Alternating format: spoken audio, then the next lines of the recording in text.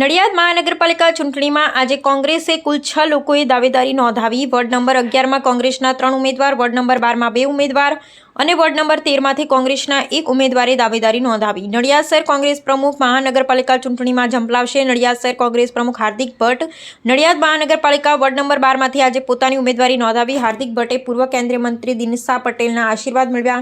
કોંગ્રેસ આગેવાનો સાથે રેલી સ્વરૂપે કલેક્ટર કચેરી પહોંચી ઉમેદવારી પત્ર ભર્યું।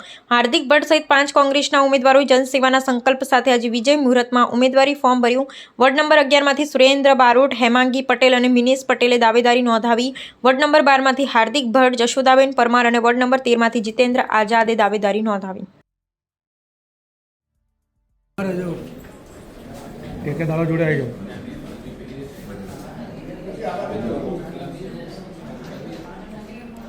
ઠેકેદાર છો, આમ નજીક આવો ને।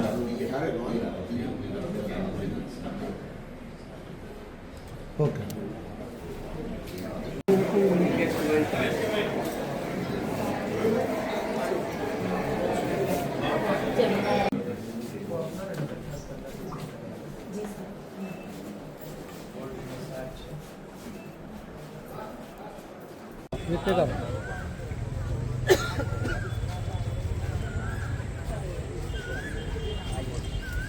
आओ धीमे धीमे आओ, चालो।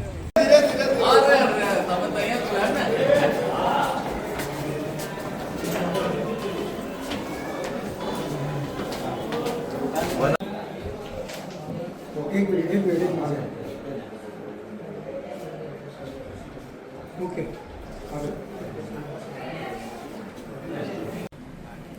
आपको पता ही हम बाहर जतो हाँ तो बाहर है ना। Congress vote for Congress vote for Congress vote for Congress लड़ेंगे जीतेंगे लड़ेंगे जीतेंगे लड़ेंगे जीतेंगे लड़ेंगे जीतेंगे लड़ेंगे जीतेंगे लड़ेंगे।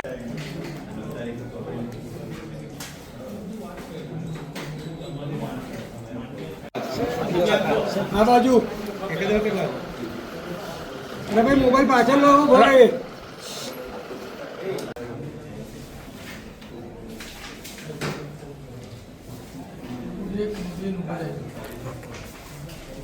जी हार्दिक भाई आज नामांकन भरवा आया कैसे? आज महानगरपालिकाનું પ્રથમ ઇલેક્શન જાહેર થયું છે ત્યારે હું વોર્ડ નંબર 12 થી મારી પ્રજાના વિશ્વાસથી વોર્ડના વિકાસ કામ કરવા માટે આજે મેં મારું ઉમેદવારી પત્રક ભર્યું છે। વર્ષોથી જે સમસ્યા છે કે સિવિલ રોડ ઉપર પાણી ભરાવું, રોડ બનવા પરંતુ ગુણવત્તાવાળા ન બનવા, સરકાર દ્વારા કરોડોની ગ્રાન્ટ આવવા છતાં પણ કચરાનો યોગ્ય નિકાલ નથી થતો, લાઇટોના પ્રશ્ન છે, રખડતા કૂતરાઓના પ્રશ્ન છે, ઘણા બધા વોર્ડના પ્રશ્નો છે। હું મારી સૂઝબૂછથી હું વિકાસ કરવા માટે, વોર્ડને આગળ લઈ જવા માટે કઈ રીતના સારું થાય એના માટે કટિબદ્ધ છું।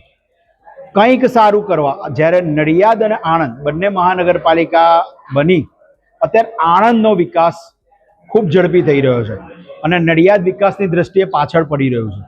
નડિયાદની સાથે સાથે વોર્ડ નંબર 12 કોઈ સારો બાગ નથી। વોર્ડ નંબર 12માં કોઈ સારો એક સિંગલ બાગ નથી। એક ઇફકોવાળા હોલ છે તે પણ અમારી વારંવાર 3 અરજીઓ બાદ ને આરટીઆઈ બાદ એ લોકોએ કામ એનું શરૂ કર્યું છે, પરંતુ આજે 1 વર્ષ જેટલો સમય થવા છતાંય એનું નિશ્ચિત પરિણામ નથી મળ્યું। ઘણી બધી એવી સમસ્યાઓ છે જે પ્રજા બોલી નથી શકતી। રોડ બનાવે 100 રૂપિયાના રોડ બનાવવા 100 રૂપિયા આયા, એમાં રોડ 30 રૂપિયાનો જ બને છે, 70 રૂપિયા ભ્રષ્ટાચાર થાય છે। જેના કારણે થાય શું કે રોડ ખોદ્યા પછી એના ઉપર માટી નાખવી, કોન્ક્રીટ નાખવાની પછી રોડ બનાવો। આ તો થર ઉપર થર વાગતા જાય, સોસાયટીઓ નીચે જતી ગઈ, લોકોના ઘરમાં પાણી ભરાતા ગયા। આ બધું કોને કહે? વધુમાં મહાનગરપાલિકાઓના કર્મચારી આટલા બધા છે, અધિકારીઓ છે, એમની ફરજ શું છે? દરેક બોર્ડોમાં નિરીક્ષણ કરવાનું। નેતાઓ તો કદાચ સૂચના અને માર્ગદર્શનના કારણે એ નથી કરી શકતા, કારણ કે તેમને જેટલું કહેવામાં આવે છે તેટલું જ સત્તા પક્ષના નેતાઓ કરે છે, પરંતુ અધિકારીઓ પણ સૂચના અને માર્ગદર્શન હેઠળ કામ કરે છે। આજે વોર્ડના વિકાસ માટે એસીની ઓફિસમાં બેસી રહેવાની જગ્યાએ જાતે નીકળવું જોઈએ.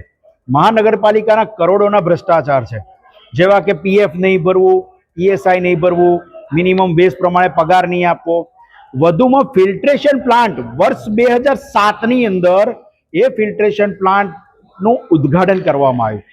આજે વર્ષ 2026 ચાલી રહ્યું છે, પણ આખા નડિયાદમાં 50% ઉપરની જગ્યાએ ફિલ્ટ્રેશન પ્લાન્ટનું પાણી નથી.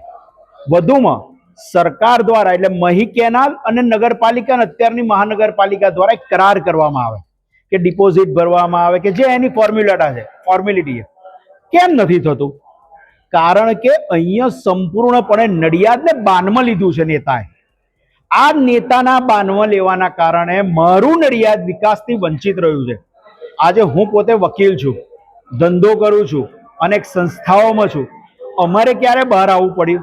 કારણ કે નડિયાદના લોકો કરોડો રૂપિયા ટેક્સ ભરવા છતાંય અહીંયા રોજગારીનો પણ ઘણો મોટો મુદ્દો છે. લોકોને સવારે 5 વાગે ઉઠીને 6 વાગે નડિયાદ છોડી દેવું પડે છે. પરિવાર સાથે સાંજે 7 વાગે 8 વાગે હવે સમય નથી કાઢી શકતા. તમારે નડિયાદમાં ફેમિલી સાથે ફરવું હોય ને તો નડિયાદ 5 મિનિટમાં ફરી જવાય. યોગ્ય સારા બાગ નહીં, દારૂનું ખૂબ વેચાણ, હવે તો ડ્રગ્સનું વેચાણ વધી ગયું છે. એટલે કંટ્રોલ બહાર જતું રહ્યું છે બધું. કોને કહેવાનું? આની અંદર સારા નેતા, ભાજપ કોંગ્રેસનો પ્રશ્ન નથી.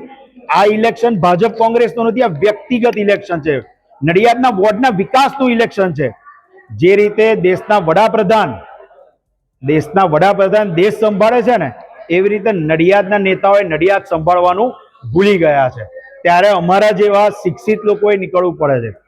આજે જ્યારે ઉદ્ઘાટન કરવામાં આવે, રોડના હોય કે કોઈ પણના ખાતમુહૂર્ત કરવામાં આવે, તો જે અધિકારી, જે કોન્ટ્રાક્ટર અને ઉદ્ઘાટન કરનાર નેતાઓની જવાબદારી થાય છે કે ત્યાં ખાડો પડે તો યોગ્ય સમયે પુરાવો જોઈએ.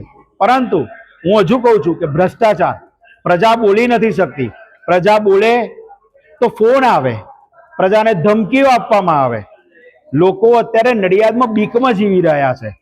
મારે નડિયાદને હું હજુ કહું છું કે આ ભાજપ કોંગ્રેસનું ઇલેક્શન નથી, નડિયાદના લોકોના વિકાસનું ઇલેક્શન છે, વોર્ડના વિકાસનું ઇલેક્શન છે. અત્યારે એટલી ખરાબ પરિસ્થિતિ છે, ફરી કહું છું, એટલી ખરાબ પરિસ્થિતિ છે કે ભાજપ કોંગ્રેસના નેતા એક સાથે નડિયાદમાં ઊભા નથી રહી શકતા.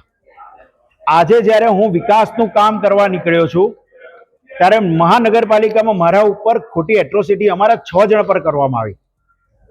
2.5 લાખની નડિયાદની જનતા, એમાં માત્ર 10 જણા એક બાજુ હતા. 2,49,990 જણા એ અમારી જોડે હતા. જેમના વિશ્વાસથી, જેમના પ્રેમના કારણે અમે હાઈકોર્ટ એમને નિર્દોષ જાહેર કર્યા. અમારું કોશિંગ થયું, અમારી ફરિયાદ ઉપર સ્ટે આવ્યો. ક્યારે આવ્યો? પુરાવાના રૂપે અને આ જનતાના આશીર્વાદથી આવ્યો. નડિયાદની અંદર ઘણા મંદિરોનો વિકાસ થવો જોઈએ, એની સાથે લાઇબ્રેરીઓ સારી બનવી જોઈએ, સ્કૂલો સારી બનવી જોઈએ, આરોગ્યના જે હોસ્પિટલો છે આરોગ્ય માટે એ સારી બનવી જોઈએ. નડિયાદની અંદર મહિલાઓ માટેના જે વિકાસ કાર્ય થવા જોઈએ તે થયા નથી. નડિયાદની અંદર રોજગારીની તકો ઊભી થવી જોઈએ. એ બધા માટે મેં, ભાજપ કોંગ્રેસ નહીં, મેં એક મારા નડિયાદ માટે, દરેક સમાજ માટે, મારા દરેક વોર્ડમાં મેં બધા ઉમેદવારોને ઊભા રાખ્યા છે. એકવાર મદદની આશા કરું છું, એકવાર વિશ્વાસ માટે કહું છું, એકવાર અમારી ઉપર વિશ્વાસ રાખો. અમે કોઈ પણ વ્યક્તિનું દિલ નહીં તોડીએ, કોઈ પણ એવું કામ નહીં કરીએ કે જેનાથી પ્રજાનું દિલ દુખાય. એકવાર વિકાસની તક અમને આપો. તમે અમારું મોઢું જુઓ, મારું મોઢું જુઓ. હું કંઈક સારું 2 વર્ષની અંદર કરી બતાવીશ. મારો વોર્ડ સારો કરીશ, હું નડિયાદ સારું કરીશ. મારા દરેક ઉમેદવાર નડિયાદનું સારું કરવા, નડિયાદને આગળ લાવવા માટે આવ્યા છે. માટે સહકાર આપજો, સાથ આપજો. હું આપનો દીકરો છું, આપનો વચ્ચેનો છું, અને આપને વચ્ચેથી જ, તમારા આશીર્વાદથી જ આજે ઇલેક્શનમાં ફોર્મ ભર્યું છે. જય મહારાજ. મહાનગરપાલિકા નડિયાદ 2026નું પ્રથમ ઇલેક્શનમાં મેં અને અમારા બીજા અન્ય વોર્ડના ઉમેદવાર આઝાદભાઈ SK બારોટ, મારા વોર્ડના મહિલા ઉમેદવાર, અમે બધાએ આજે નડિયાદના વિકાસ માટે, નડિયાદને આગળ લાવવા માટે, દરેક વોર્ડને આગળ લાવવા માટે, ભ્રષ્ટાચારને નાથવા માટે, તૂટેલા રોડને સરખા કરવા માટે, કચરાના ઢગલા ચોખ્ખા કરવા માટે, સરકારની ગ્રાન્ટ 100% વપરાય તેના માટે, લોકોમાં ભય દૂર થાય તેના માટે, ધાક ધમકીઓ લોકોને ઓછી મળે તેના માટે, અમે રોજગારી માટે, અમે આરોગ્ય માટે, અમે શિક્ષણ માટે, નડિયાદના વિકાસ માટે અમે લોકોએ આજે મજબૂતાઈથી ઉમેદવારી કરી છે. મેં નડિયાદમાં 52 વોર્ડમાં 13 વોર્ડમાં 52 ઉમેદવાર ઊભા રાખ્યા છે.